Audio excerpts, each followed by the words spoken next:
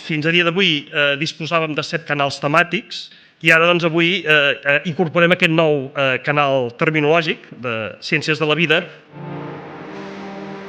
La implicació d'especialistes i d'institucions ha estat absolutament cabdal en l'elaboració d'aquest diccionari, concebut com una eina pràctica que pretén afavorir el coneixement i la difusió dels noms catalans dels mamífers en els diversos àmbits d'ús.